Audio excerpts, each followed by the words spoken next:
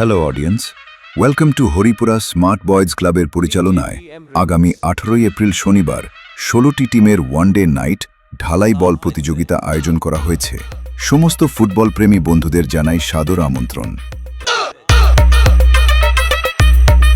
BS status pro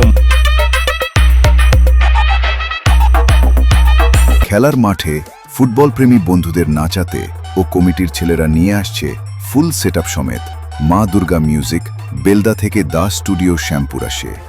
खड़ा है तेरे सामने तेरा बाप, उखाड़ ले जो उखाड़ना है। BS status pro